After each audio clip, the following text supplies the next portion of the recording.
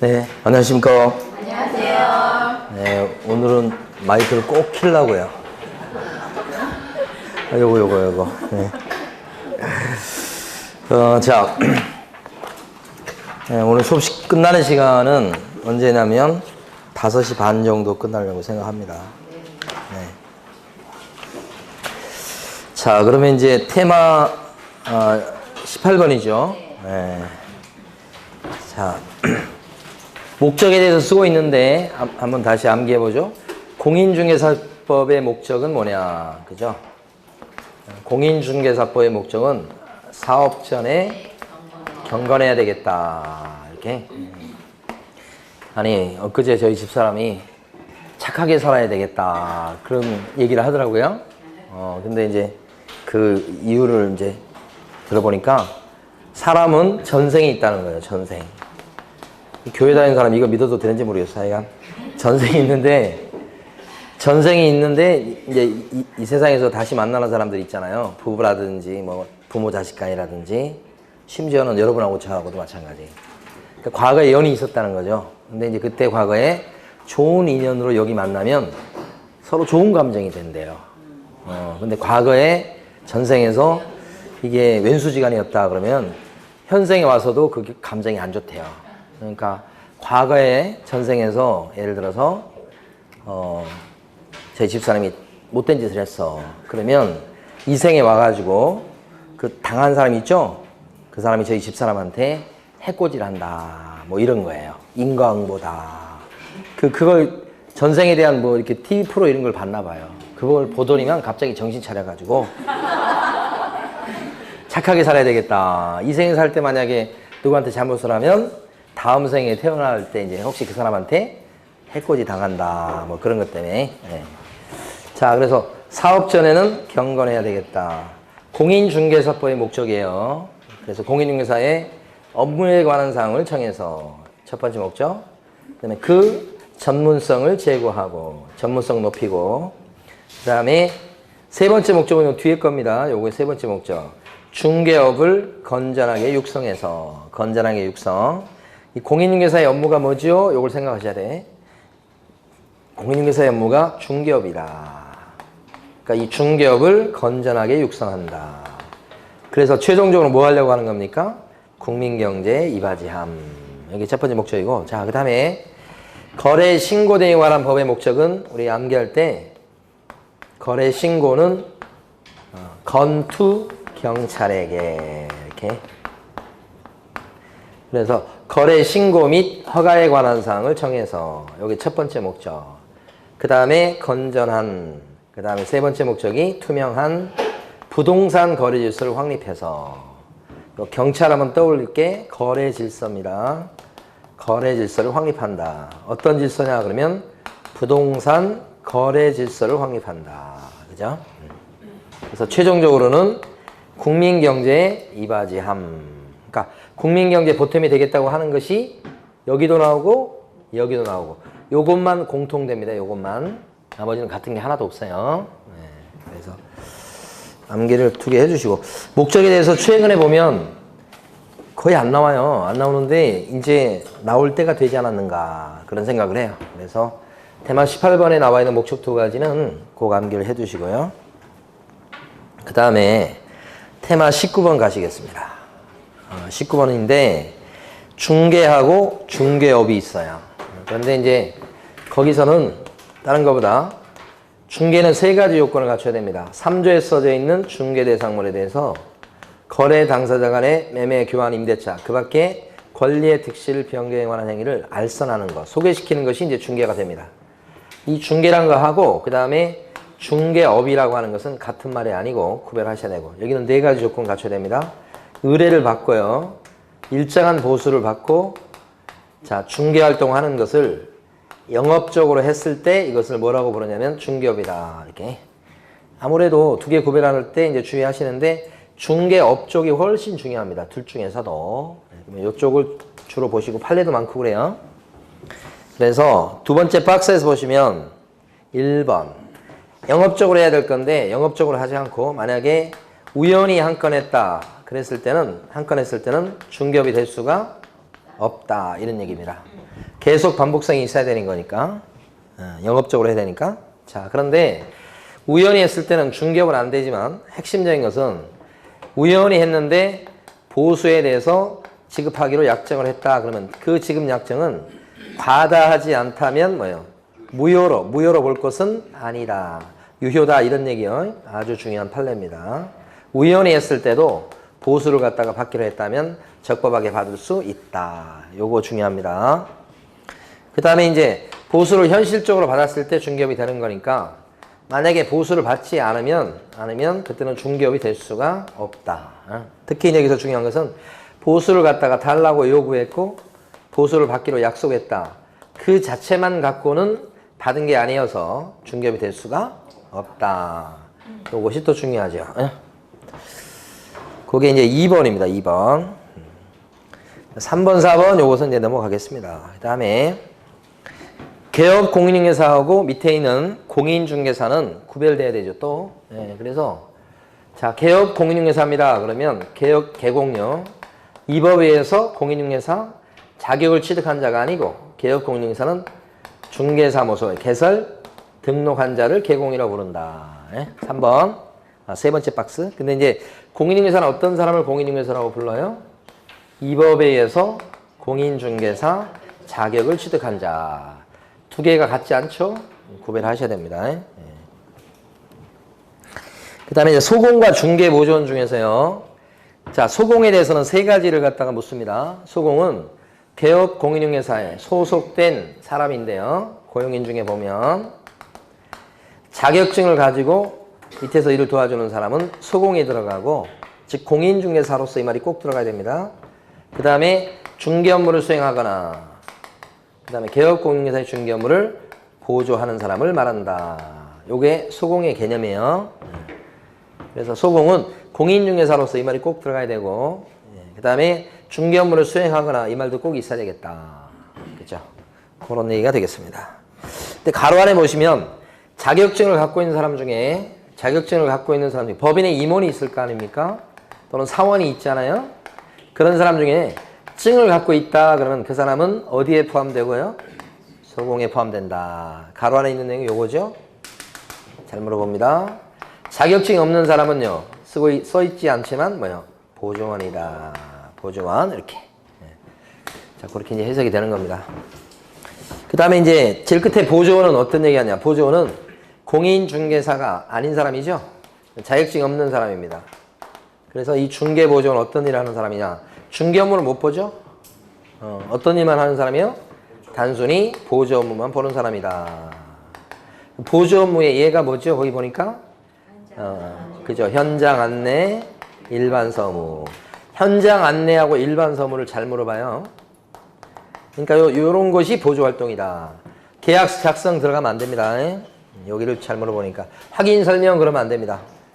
그러니까 보조 얘기할 때 밑줄을 그어져 있지만 현장 안내, 일반 서무 이렇게 이런 거 단순한 보조 활동을 하는 사람이에요. 이렇게 용어의 정의가 아무래도 여러분 공부하실 때 용어의 정의가 어렵습니다. 어쨌든 간 어떻게 나오든 간에 그래서 공부를 여기 나와 있는 그 테마를 똑같은 그런 비중으로 공부하시면 안 되고 조금 더 이제 여러분들 어렵다고 생각하는 거 있잖아요. 우리 지난주에 많이 했던 것들 있죠.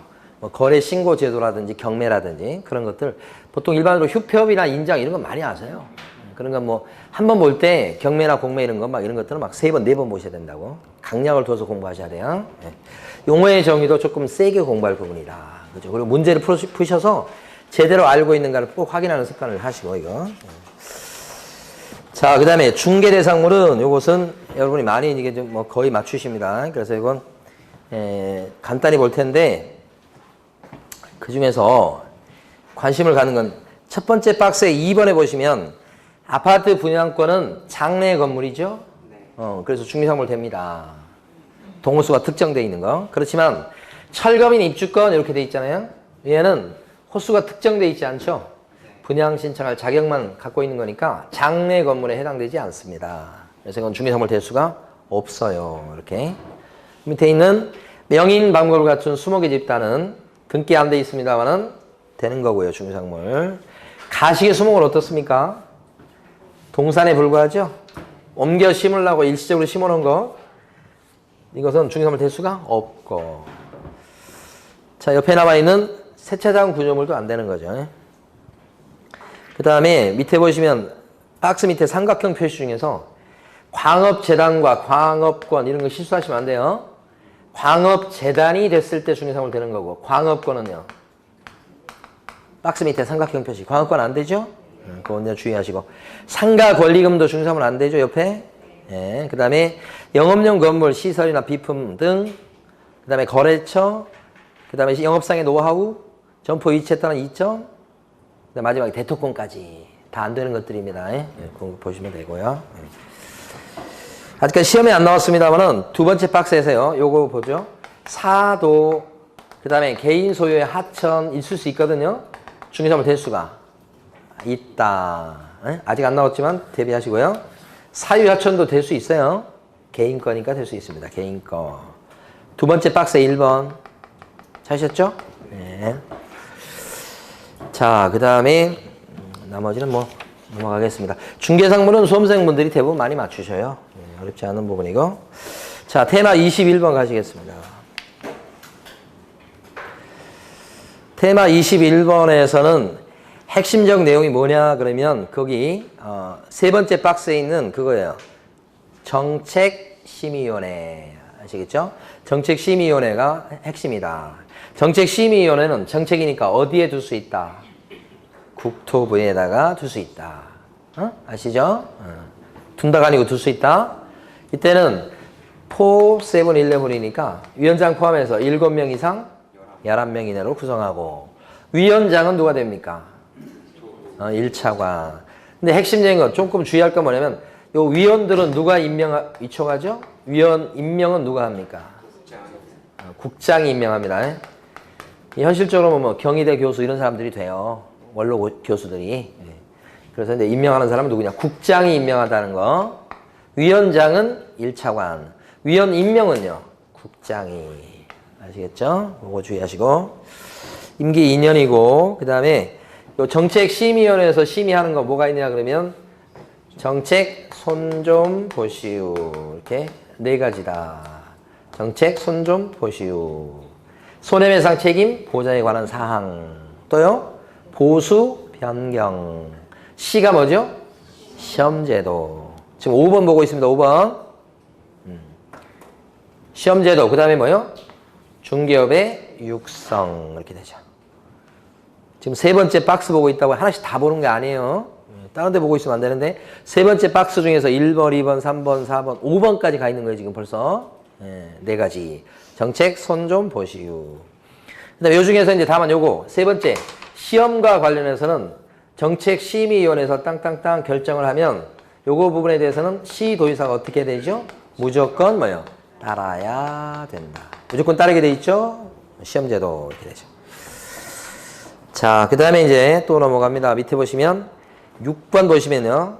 여기서 이런 내용을 갖다가 의결하려면 어떻게 되는가. 그죠? 특히 의결과 관련해서 잘 알아두셔야 돼요. 의결은 무슨 과반수의 찬성이 있으면 의결입니까? 출석 과반수. 출석 과반수의 찬성으로 의결. 무슨 과반수냐 그러면 출석 과반수. 기억하시고.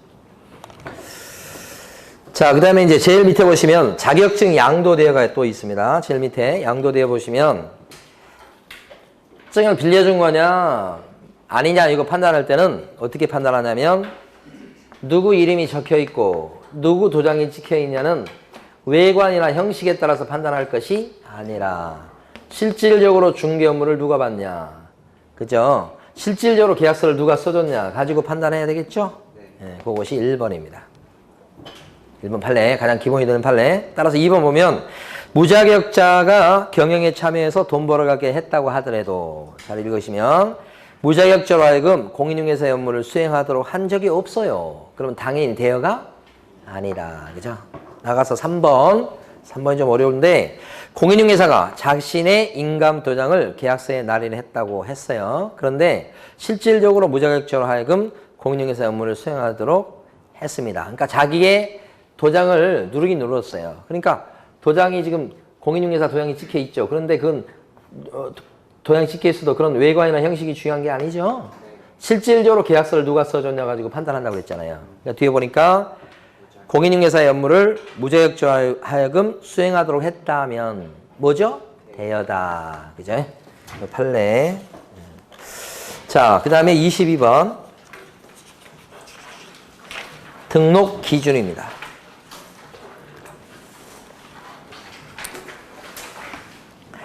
등록 기준 그러면 우리가 암기하는 내용이 있었단 말이에요. 등록 기준에서. 그게 뭐냐 그러면 자, 공인중개사인 개공이 되기 위해서 갖춰야 될 등록 기준 그러면 자실사거든요. 자격증 따고 그 다음에 실무교육 받으시고 그럼 실무교육은 누가 실시하는 실무교육을 받게 돼 있나요? 오픈할 때 시도지사. 그 실무교육의 유효기간은 또 1년이죠. 1년 이내 받은 게 써먹을 수 있다. 그러고 사무실 확보해야 된다는 거거든요.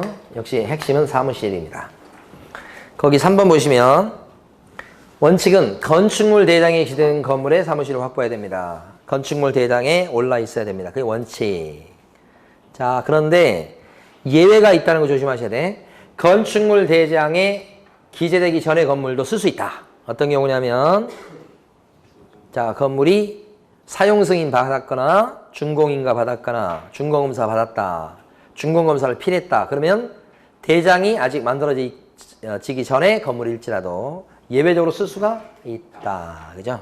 그러면 핵심은 중개사무실로 쓰려면 그 사무실은 반드시 건축물 대장에 기재가 되어 있어야 됩니다.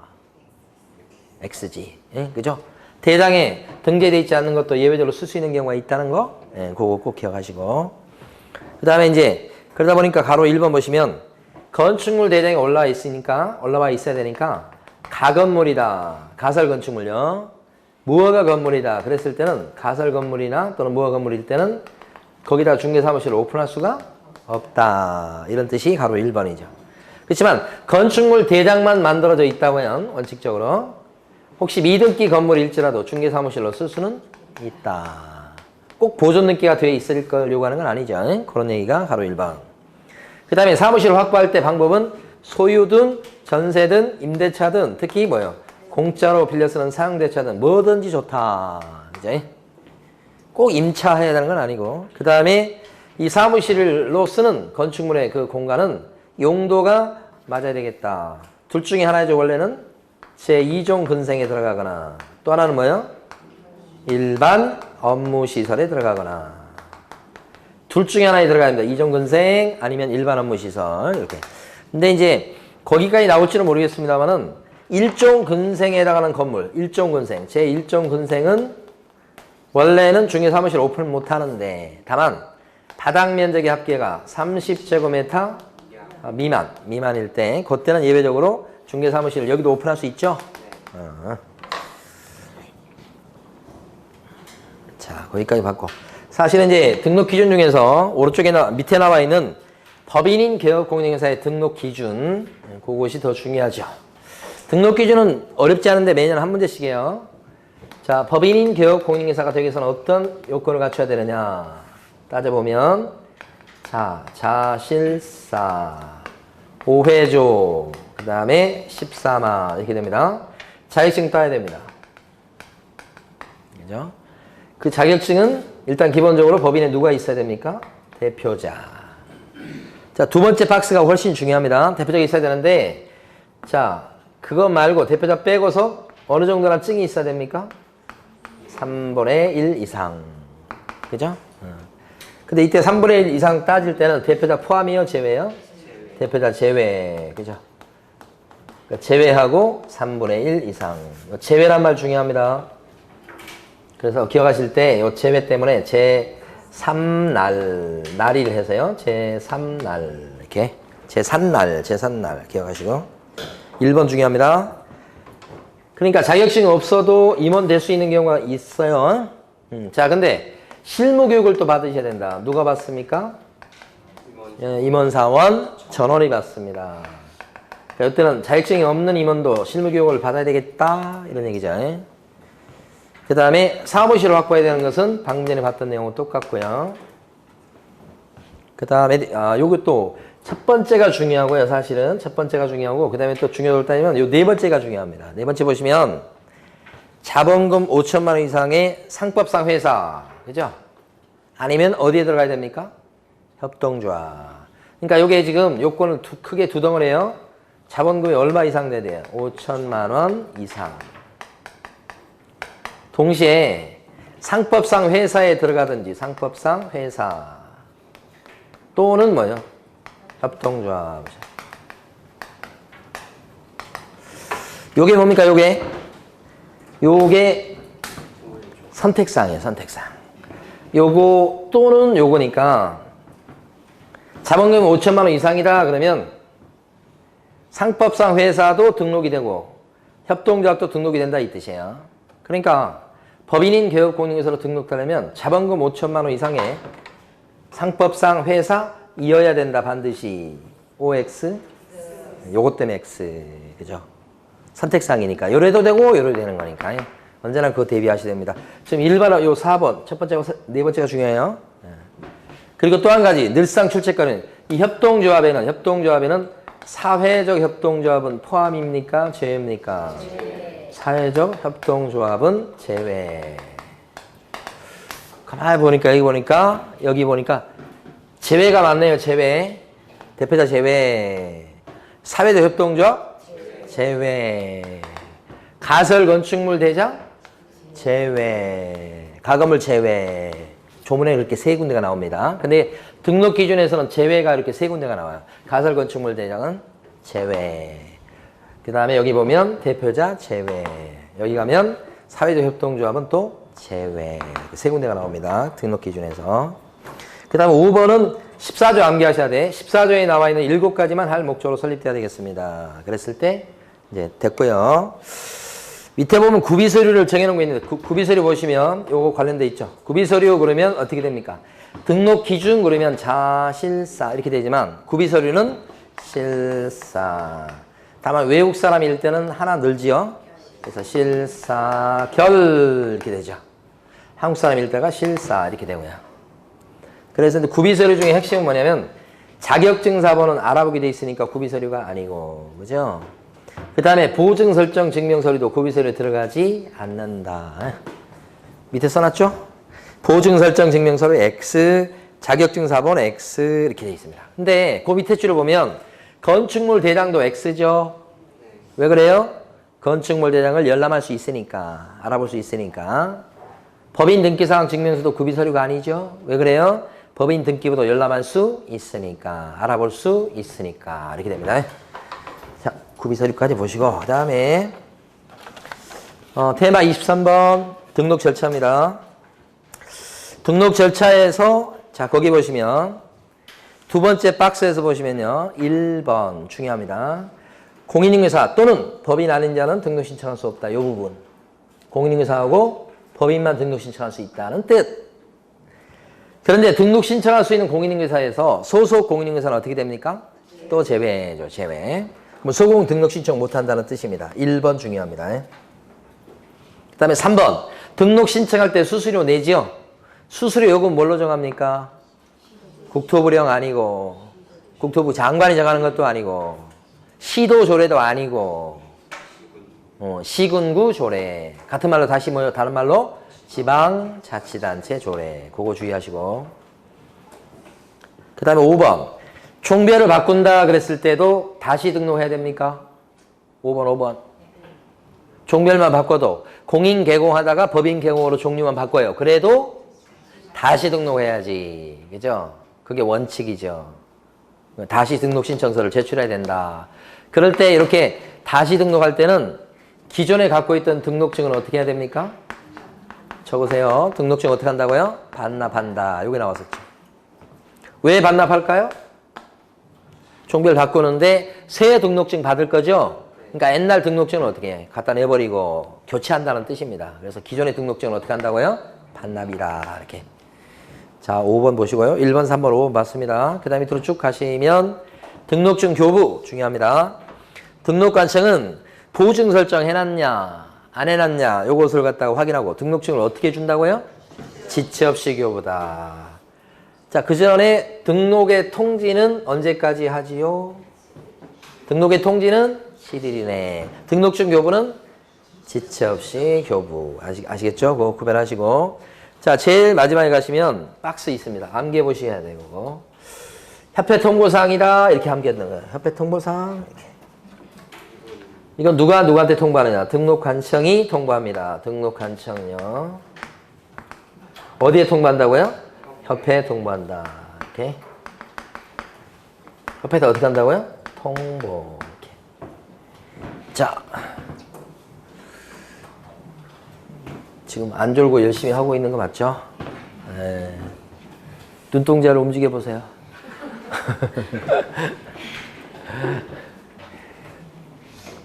이번 시험 끝나고 나서 계획 세우셨어요? 시험 끝나고 나서 난 어떻게 해야 되겠다. 여행 계획 많이 세우시던데? 시험 끝나고 나서? 진짜 저는 진짜 학교 다니면서 여행 같은 거 안 해보고 수학여행도 안 가고 막 그래갖고 제가 뭐만 했을 것 같아요.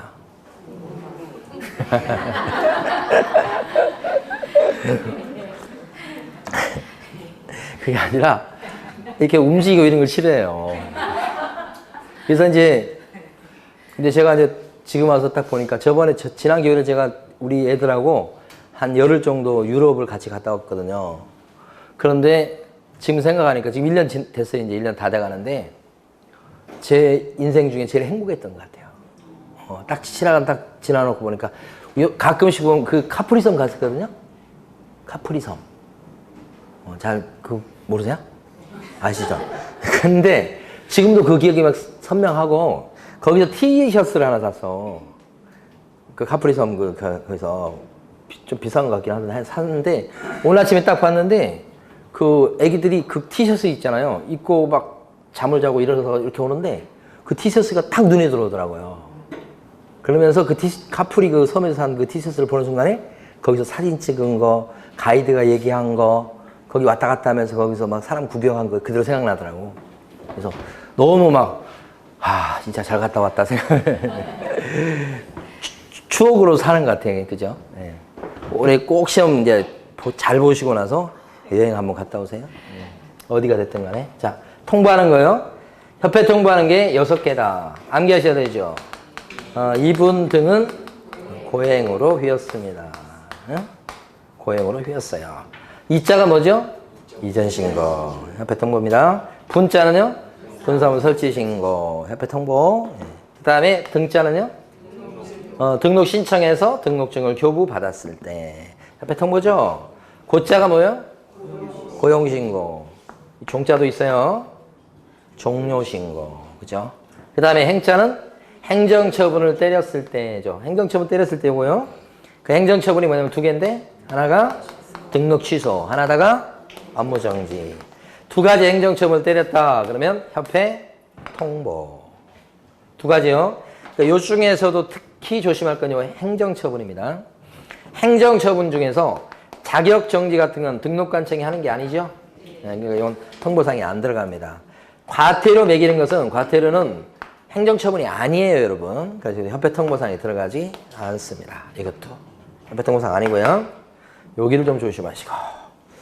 그 다음에 휘자는 휴업신고, 폐업신고, 재개나 변경신고 4가지 신고 들어가면 협회 통보 이렇게 되죠. 협회 통보할 사항 중에 보증 설정 신고 있습니까? 보증 설정 신고 여기다 하는 거 맞아요. 근데 통보해 주지는 않습니다. 이렇게. 자, 인장 등록 어디 가서 합니까? 인장 등록. 자, 조금만 더 하면 이제 어디 가서 인장 등록 합니까? 등록관청에 하죠? 그럼 어디에 통보합니까? 이거 통보하는 거 없어요, 이거. 그죠? 이 2개는 없습니다, 이것도. 그래서 밑에 잔뜩 써놨습니다, 위아래. 협회 통보사항이 작년에 한 문제로 출제됐죠? 다시 나올 가능성이 높습니다. 그러니까 여기서는 지금 테마 23번에서 제일 중요한 거 하나만 고르세요. 그러면 제일 밑에 거예요. 협회 통보상. 근데 여기서 언제까지 통보하죠?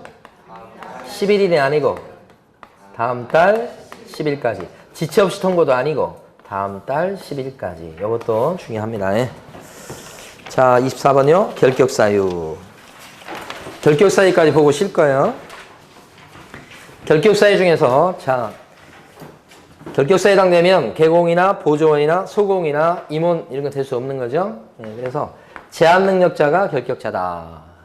거기는 이제 미성년자도 있고 그 다음에 피한정 후견인도 있고, 그 다음에 피성년 후견인도 있다. 판단 능력이 모자라거나 없는 사람이다. 이렇게 돼요. 자, 미성년자는 19세 미만이 미성년자니까 맞나요? 19세 미만 이렇게 되니까 이 사람 미만일 때가 결격자입니다. 이런 뜻이에요. 미성년자 같은 말. 19세 미만과 19세는 달라요. 19세는요. 딱 정확히 19살은요. 결격자가 아닙니다. 19세 미만이 돼야 돼요. 구별하시고. 그 다음 미성년자라면 결혼해도 또는 부모의 동의 얻어도 결격자자. 첫 번째 박스에 1번 본 거예요, 지금. 예, 자, 그 다음에 피한정 우연인, 피성년 우연, 피자 들어가면 결격자가 맞는데, 자, 주의할 것은 피특정 우연인이 있죠. 피특정 우연인 이렇게 되면 100% 결격자가 아니다. 특정 업무에 대해서만 뒤를 돌봐주는 사람이 있는 거예요. 그러니까 이 사람 판단 능력인 행위 능력은 있는 거예요, 원래. 예, 그래서 결격자가 아닌 거 또 나올 겁니다, 그거. 예. 그 위에 박스 위에 당구장 표시 오른쪽에 있는 거잖아요, 지금. 예, 그 다음에 이제 파산자는, 두 번째 파산자는 빚이 많아가지고 이제 파산 선고를 받고 복권은 아직 되지 않은 사람이죠. 이 사람을 뭐라고 불러요? 파산자다. 파산 선고 받고 복권 안 된 사람. 이렇게 하는 겁니다. 이 사람이 결격자가 돼요. 근데 파산과 이제 구별될 게 회생이라고 하는 게 있죠. 이 사람 100% 결격자가 아니다. 이렇게 하는 거고요. 파산자 했습니다. 이 파산자가 이제 빚을 갚고 복권 신청을 했다. 복권 신청 중이에요. 아직 복권 된 건 아니고. 이 사람이 결격자입니까? 아닙니까? 결격자. 이거 한번 보고. 그 다음에 이제 세 번째 가면 형벌이라고 나오죠. 형벌.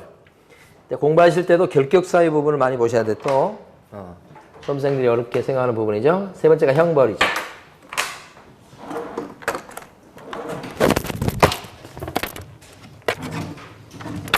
자, 세 번째가 형벌입니다.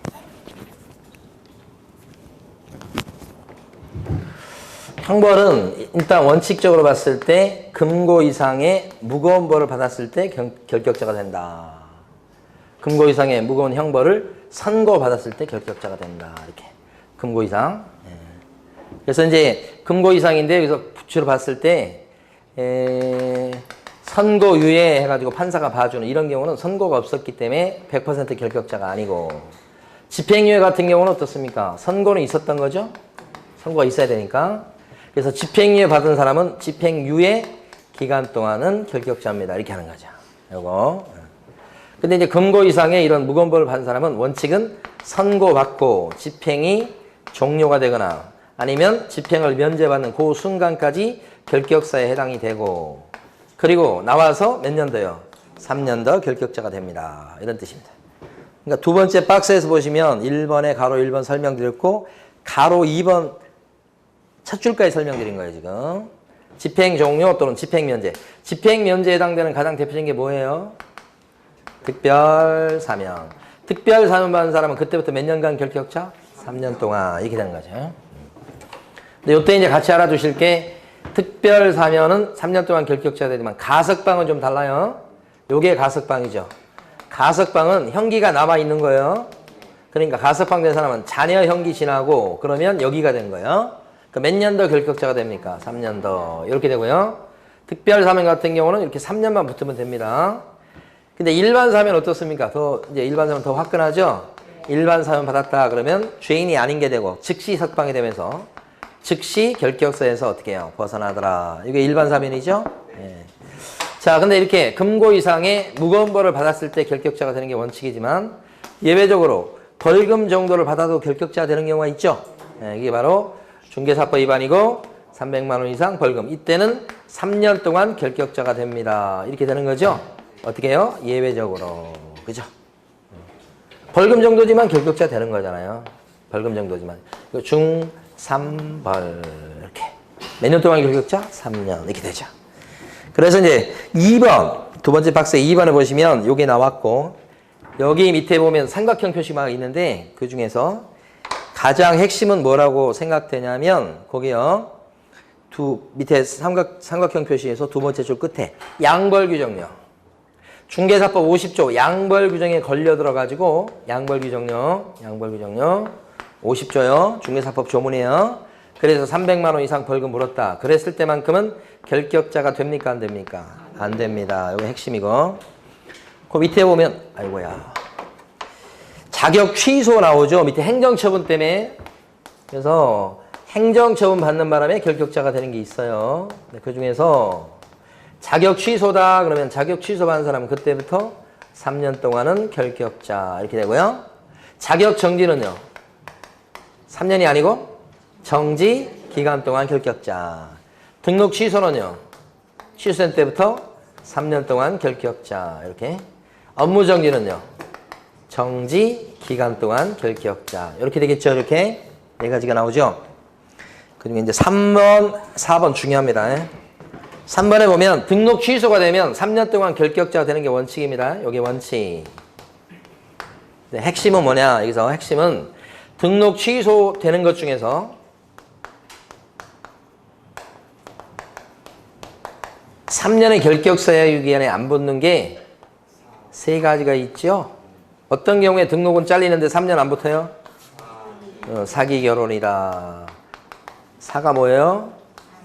사망과 해산을 놓치시면 안 돼. 해산 최근 시험에 나온 거예요. 그 다음에 기는요?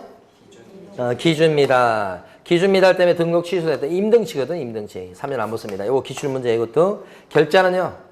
결격사유 때문에 등록이 잘리면 절등치죠? 3년 안 붙습니다. 여기가 핵심이에요, 여기가.